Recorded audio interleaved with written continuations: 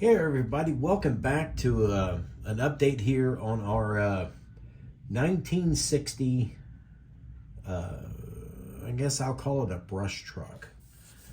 We had a little setback yesterday, or I should say early this morning. I had some things going on in my mind, and I went to sleep for a couple hours, but I just couldn't sleep. I got up, started working on this again, and I was working on the wheels, okay? Well, I dropped one on the ground, and I moved my chair back to go to bend down and pick it up, and I inadvertently stepped on the damn thing. So it's disintegrated, it's crushed, you know. This 3D printed stuff, man, it snaps like a straw, you know. But I immediately got online, ordered another set from Tim over at Ranger Detail Technologies. Then I spoke to him this morning. He's going to put a rush order on that for me, so we can move on back. But I'm going to just briefly show you what I've gotten done. I've been working on the stance of the cab, and I think I'm pretty happy with that right now. And of course, everything is just kind of mocked up. I just got this one decent back tire that I had left, just kind of sitting there. I drilled a hole in the center of it just so I could have a level frame to work on with this. And I think we're there. I'm happy with that. My front wheel appears to be in the center of the wheel opening. Yeah, I'm okay with that. We have trying to keep this somewhat level. I think we are, for the most part, there we go. For the most part, I do believe that the cab is sitting straight across. Now, the wheels, or the tires, I should say, do stick out a little, but,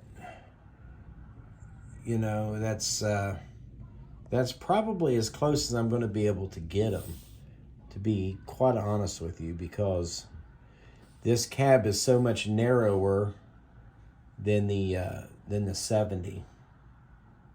So, you know, we will really eyeball that, you know, towards when we're set in place on this, before we attempt to make the back, to make sure everything is straight.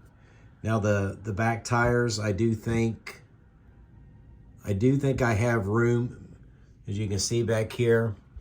Continue to drill that out so I can push this wheel set back in. And I think I do have room to get those in. And I don't think they'll stick out any farther than the fronts, but we will see. I did have to make some alterations in here with these inner fenders on the cab. I had to cut out a little piece right here on both sides to get that cab to set down a little better. I added a piece of I-beam here in the front. I used this 5/32 I-beam.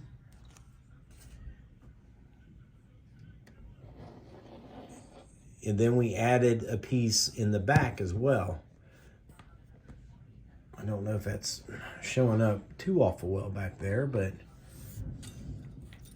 it runs from the inside of this cab wall all the way across to this side.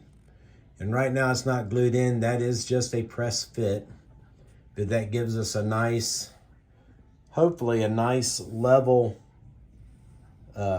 stance for our cab. Like I said, it may be a little crooked because I'm not sitting correctly back here at all. This thing's wobbling all over the place. But like I said, I do think I have room back here to drill those a little deeper. Maybe cut these off a little bit, the red portion, so I can slide that wheel in. I know it looks like it's sticking out a ton right now, but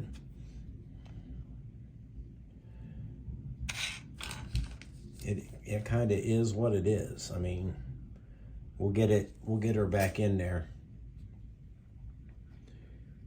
But I'm happy with these wheels for sure. They look all right. Let me get. I think they look all right. And of course, we will dress up that inner fender in there with some kind of 10 thousandths plastic to cover up that inner fender well all the way. And we are in the process of cobbling up an engine for this out of a couple kits that I had laying around that were not buildable kits. I did sand quite a bit off the inside edge of the front tires, and then I re-drilled and used a piece of 9/32 tubing, and you can see it right there, over the cast part in this wheel, and then that went over the tubing that I already had on the axle. So we've got a good secure fit with that. I know those look a little goofy right now, but by the time we get them painted up and get everything addressed, I don't think it's going to be that much of an issue. But we got this starting on this engine. Then our cab will set in here just like that.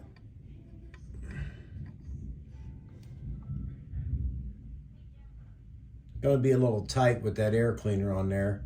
I might have to move him forward a little bit, or possibly sand something off that firewall. But yeah, we are making progress. Like I said, I have another set of wheels on the way, and he's going to send me a couple extras just in case I screw up again.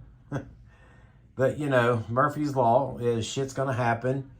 And when it does, you just have to kind of regroup and go on about your business. But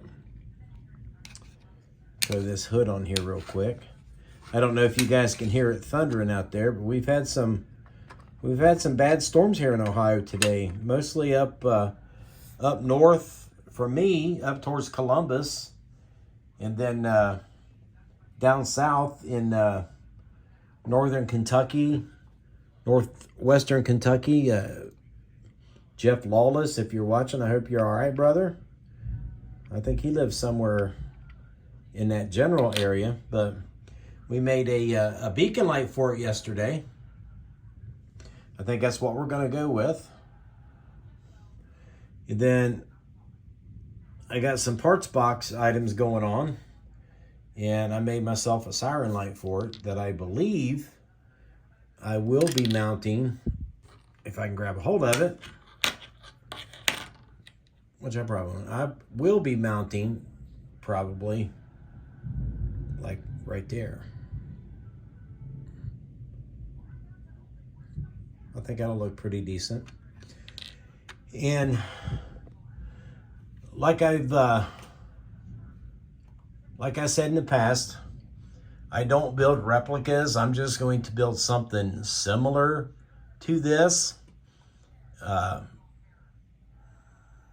It's too hard to build a replica because then everybody starts picking you apart. So if you just build something similar, I mean, they really have nothing to compare it to, right? Plus, it's my model and it's my build, so we're going to have fun with it. We're going to see what we can do. One variation you see now, like on the front tires, I went ahead and chromed the outside of mine whereas the inspiration piece are red. Same thing with the back. I chromed those as well. I'm just a chrome wheel kind of guy, I guess. But yeah, just a little progress update. Waiting on some new wheels from Tim, and that will be our next step, is getting the back wheels in place and moving on from there. So thanks for watching, guys. I appreciate it, and I will see you in the next video.